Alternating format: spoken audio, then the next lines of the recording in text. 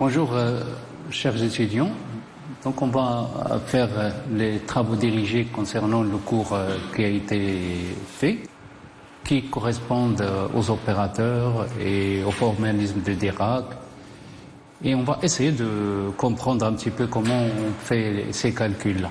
Donc, on commence par le premier exercice. Dans cet exercice, on nous donne, comme vous voyez, 4 opérateurs. On dit soit A, grand A, grand B, grand C et grand D, des opérateurs linéaires. Et on vous demande si les égalités qui sont là sont toujours vraies ou pas. Donc on commence par exemple par la première égalité. Donc j'ai la somme A plus B.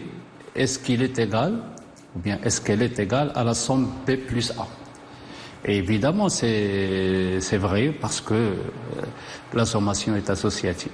Donc c'est toujours vrai.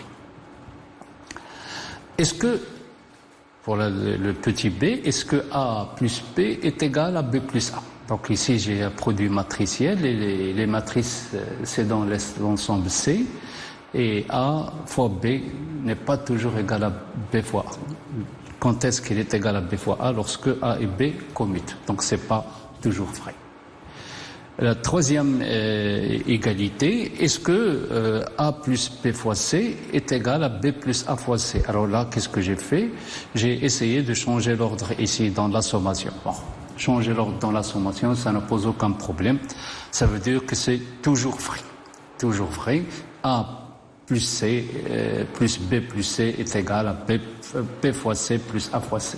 Donc c'est normal. A fois C plus B fois C égale à B fois C plus A fois C, c'est toujours vrai.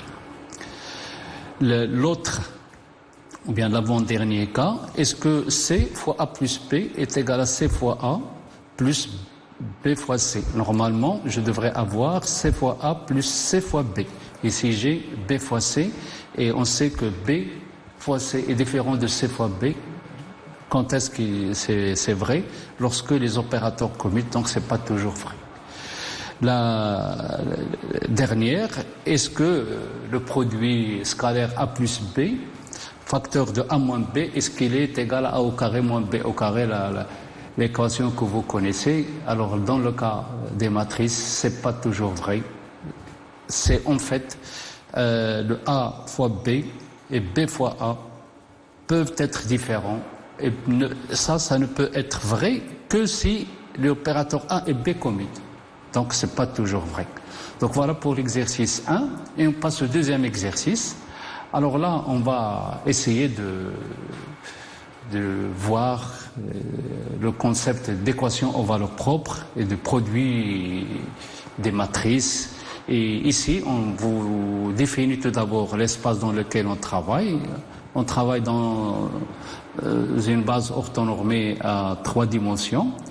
Les vecteurs de base, c'est φ1, φ2 et φ3. Donc, puisque je dis base orthonormée, ça veut dire ces vecteurs vérifient la relation de normalisation et la relation de fermeture. Et on vous donne l'opérateur H. Et on vous donne l'action de H sur le vecteur de base φ1, l'action de H sur le vecteur de base φ2 et l'action de H sur le vecteur de base φ3. Alors, ce qu'on vous demande, c'est de donner la matrice de H dans cette base, chercher les vecteurs propres et les valeurs propres de H dans cette base et déterminer les projecteurs associés à ces valeurs propres ainsi que la relation de fermeture et après montrer que cette base de vecteurs propres est une base orthonormée. Donc on commence par la première question. Quelle est la matrice que représente cet opérateur? Ça veut dire l'opérateur H. Donc on nous a donné dans l'énoncé ces équations-là. Et pour la matrice de H, il est donné par ces expressions. Donc ici, le premier élément de la matrice, c'est le produit. Donc ici, c'est la ligne φ1. Ça, c'est la ligne φ2. Ici, c'est la ligne φ3. Si vous avez la colonne φ1, la colonne φ2 et la colonne φ3. Donc l'élément que j'ai ici, c'est la projection de H sur φ1 et le résultat, je le projette sur le bras phi1. Et ainsi de suite. Donc on va faire le calcul de tous les éléments de la matrice. Le premier élément, c'est h fois phi1. C'est h fois phi1. Je l'ai ici, c'est 1. Et après, le résultat, je le multiplie par phi1. Donc ça me donne phi1 fois phi1 et je sais que phi1 c'est une base orthonormée. Donc il y a la relation de normalisation phi1 fois phi1 égale 1. Donc ce que j'ai calculé, c'est le premier élément de la matrice qui est égal à 1. Alors je calcule le deuxième élément de la matrice, celui-là, de la première colonne. Je projette sur phi1. J'ai toujours h fois phi1, c'est phi1. Et j'ai ici phi1 fois phi2. Donc c'est 0 puisque phi1 et phi2 c'est une base orthonormée. Donc ici je vais avoir un 0. Pour le troisième élément, c'est h fois phi1, toujours c'est 1 fois phi1. Et après je vais avoir phi1 fois phi3, c'est nul. Donc ça veut dire ici je vais avoir un 0. Donc là, sur cette colonne-là, je vais avoir 1, 0, 0. Et on passe aux autres éléments de la matrice. Maintenant, je projette sur phi2. Donc, phi1, h phi2. Donc, j'applique h à phi2. Ce qui me donne h phi2, c'est ça. Donc, je remplace phi2 par son expression que j'ai ici. C'est ce que j'ai fait ici. Et après, j'applique h à phi2, ça me donne phi1 à phi2, ça me donne 0. Phi1 à phi3, ça me donne 0. Donc, le résultat, c'est 0. Donc ici, c'est quoi? C'est la première ligne, deuxième colonne. Donc la matrice, l'élément de la matrice de la deuxième colonne, première ligne, c'est 0. Et on passe au deuxième élément de la matrice. Donc si je projette h fois phi2 sur phi2, et là, comme vous voyez, je remplace phi2 par sa valeur, et j'ai ici phi2 fois phi2, donc ça va être égal à 2. Et le reste, c'est 0. Donc je vais avoir 2. La même chose pour phi3. Ici, je vais avoir phi3 fois phi3 qui est différent de 0. Ce terme-là, celui-là est nul. Donc ça va me donner 1. Donc la deuxième colonne, c'est 0, 2, 1. La troisième colonne, la même chose. Je remplace quoi? Phi3 par sa valeur. Phi3 par sa valeur, ça veut dire h fois phi3, je le remplace par ça. Ce que j'ai fait ici. Et je vais avoir phi1 fois phi2, c'est nul. Phi1 fois phi3, c'est nul, donc c'est 0. Et je passe aux autres éléments. Donc ici, c'est le premier élément de la troisième colonne, et le deuxième élément de la troisième colonne, et le troisième élément de la troisième colonne. Et j'obtiens ainsi la matrice de H. Donc j'ai répondu à la première question. On passe à la deuxième question. Calculer les états propres, les VI, ça veut dire les vecteurs propres et les valeurs propres, EI, de H, dans la base des VI. Qu'est-ce que ça veut dire ça? On essaiera de diagonaliser cette matrice. Alors s'il vous plaît, là, il faut faire attention, parce que parfois on vous donne des matrices à diagonaliser, il ne faut pas passer directement au calcul, il faut voir qu'est-ce que vous avez. Par exemple, ici j'ai la valeur 1, c'est une valeur, c'est une ligne qui ne contient que de 0. Et ici, la colonne ne contient aussi que de 0. Donc ici, sur la diagonale, ça veut dire que 1, c'est une valeur propre de H. Et le vecteur propre qui correspond à 1, c'est quoi? C'est le quête phi1.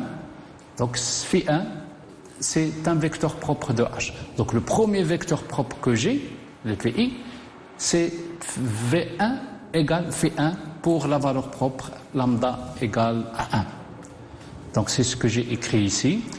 Remarque, la valeur lambda égale 1 est une valeur propre de H correspondant au vecteur propre phi1, car H fois phi1 va être égal à 1 phi1. Est une équation aux valeurs propres. Donc le premier vecteur propre que j'ai, c'est le vecteur propre V1 qui est égal à phi1 pour la valeur propre lambda égale 1. Alors, qu'est-ce qu'il me reste maintenant? Il me reste à diagonaliser cette petite matrice, ce qu'on appelle la matrice réduite. Donc, je l'ai écrite ici, donc il faut chercher à trouver les vecteurs propres et les valeurs propres. Qu'est-ce qu'on fait? On fait la même chose que ce qu'on avait fait dans le cours. Donc on prend la matrice réduite, on calcule le déterminant de H' moins lambda I, comme d'habitude, H' moins lambda I qui me donne cette équation, et je fais ce calcul-là, ça me donne le module, donc ça c'est le déterminant qui doit être égal à 0, donc je vais avoir 2 moins lambda, ici 2 moins lambda, 2 moins lambda, donc 2 moins lambda, ici j'ai les 1, 1, 1, et après je fais le calcul du déterminant, c'est 2 moins lambda au carré moins 1 au carré, donc c'est une équation du second ordre, donc ça me donne lambda au carré moins 4 lambda plus 4 moins 1, ça fait lambda au carré moins 4 lambda plus 3 qui est égal à 0, et là je trouve comme résultat deux valeurs propres, lambda 2 égale 1 et lambda 3 égale 3. Et comme ça, on cherchera maintenant à obtenir les vecteurs propres correspondants. Voilà. Donc pour lambda égale 1, toujours je cherche le vecteur propre V2. Lorsque je le multiplie par H', je vais obtenir la valeur propre 1 fois V2. Donc V2, les composantes de V2, il est écrit dans la base Φ2, Φ3, parce que Φ1 on l'a déjà traité, et il faut que H' fois V2 soit égal à V2 fois 1. Et je cherche maintenant les coefficients alpha et bêta. Donc j'écris ça sur le forme matricielle, fois alpha et bêta. Donc je vais avoir 2 moins lambda fois alpha.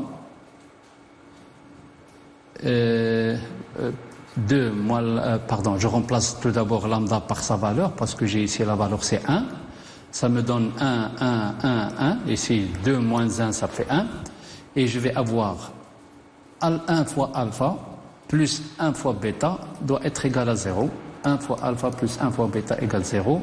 Comme vous voyez ici, j'ai un système de 2 équations, et j'ai 2 inconnus, mais ce système-là me donne seulement une seule équation, parce que ce système d'équations n'est pas linéairement indépendant. Donc ça me donne une relation qui lie alpha et bêta. Mais je dois chercher alpha et bêta. Donc c'est pour cela que je dois utiliser une autre propriété de mon système, qui est le fait que le vecteur propre V2 doit être un vecteur normé. Ça veut dire le scalaire V2 fois V2, le V2 bras fois V2 quête, doit être égal à 1. Et ça va me donner, il faut que le module de alpha 1 au carré, plus le module de bêta au carré doit être égal à 1. Donc le module de alpha au carré plus le module de bêta au carré doit être égal à 1. Je remplace alpha par sa valeur, ou bien bêta par sa valeur, celle que j'ai obtenue ici. Ça me donne une équation, 2 module de alpha au carré égale 1. Ça fait que le module de alpha au carré est égal à 1, 2.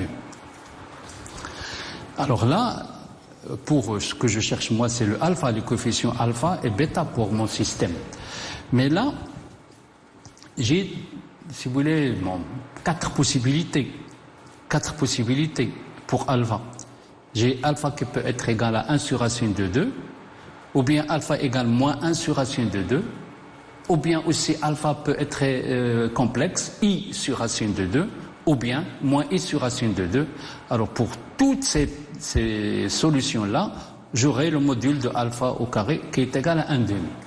Alors là, j'ai à faire un choix. Et le choix qu'on fait toujours, on cherche la valeur positive et réelle, si c'est possible. Donc moi aussi, je vais chercher la valeur positive et réelle, donc je vais chercher la valeur propre 1 sur racine de 2. Et ça me donne, alpha est égal à 1 sur racine de 2.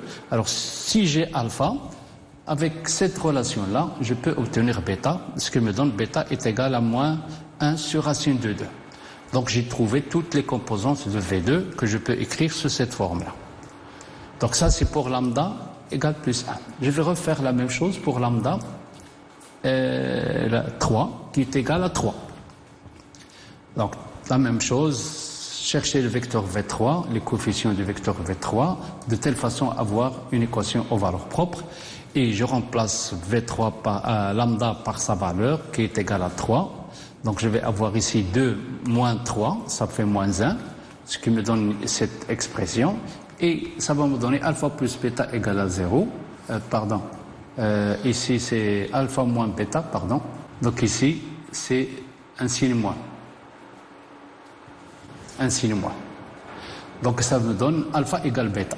Donc j'ai ici alpha égale bêta. Et après je fais le calcul pour obtenir alpha, dire que le V3 doit être normé, ce qui me donne encore une fois le module de alpha au carré est égal à 1 demi. Donc je choisis alpha est égal à 1 sur racine de 2 et j'obtiens alpha bêta qui est égal à 1 sur racine de 2 et comme ça je vais avoir l'expression de V3. Donc j'ai trouvé les valeurs propres et les vecteurs propres de H, ça veut dire que j'ai répondu à la question 2.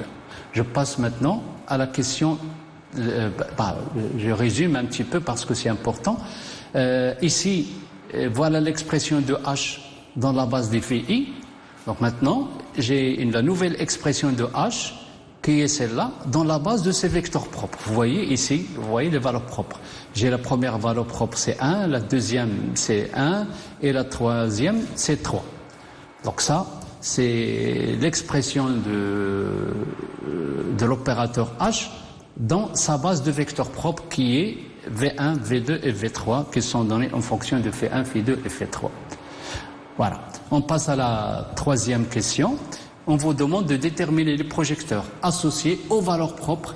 Et là, c'est seulement pour vous habituer à cette notion de projecteur. Parce que c'est intéressant, un projecteur. Donc, c'est quoi un projecteur? C'est, par exemple, le projecteur P1, que je vais noter. C'est le vecteur propre qui est V1 fois le vecteur bras V1. Donc c'est P1 par exemple. Ici, pour la valeur propre lambda égale 1, donc le vecteur propre qui correspond à cette valeur propre, c'est le quête V1 fois le bras V1. Et je remplace V1 par son expression, ça fait V1, V1. Et je fais la même chose pour la deuxième valeur propre, lambda 2, donc c'est V2 fois V2. Je remplace V2 par la valeur que j'ai, par ces projections sur la base des VI, et je fais le calcul, je trouve que c'est égal à ça. Et après, je fais la même chose pour F3, et voilà ce que j'obtiens. Donc j'ai écrit les trois projecteurs ici, qui sont associés aux trois valeurs propres. Maintenant, il faut vérifier la relation de fermeture. C'est quoi la relation de fermeture? C'est, si vous voulez, c'est la somme de tous les projecteurs associés aux trois valeurs propres. Ça veut dire ici, je vais avoir V1 fois V1 plus V2 fois V2 plus V3 fois V3. Ça, c'est pour la valeur propre lambda 1, la valeur propre lambda 2 et la valeur propre lambda 3. Je le remplace par les expressions que j'ai obtenues tout à l'heure. Donc ça, c'est F1 fois F1. L'autre vecteur, c'est cette expression-là. Et le troisième, c'est cette expression. Et maintenant, je fais la somme. Donc je vais avoir ici 1 demi de Φ3, Φ3. J'ai ici 1 demi de Φ3, Φ3, ça fait Φ3, Φ3. Donc j'essaie d'arranger tout ça et voilà ce que j'obtiens. C'est Φ1, Φ1 parce que ici moins 1 demi de Φ2, Φ3 plus 1 demi Φ2, Φ3 ça va disparaître, moins 1 demi Φ3, Φ2 plus 1 demi Φ3, Φ2 ça va disparaître et ce qui me reste c'est 1 demi Φ2, Φ2 plus 1 demi Φ2, Φ2 ça me donne Φ2, Φ2 ça me donne ça. Et on sait bien que ça c'est égal à 1 parce que la base des Φ c'est une base orthonormée, donc je trouve que aussi ici la relation de fermeture est vérifiée. On passe à la quatrième question. Nous avons montré que la base des VI vérifie la relation de fermeture. Maintenant, est-ce que c'est normal ici?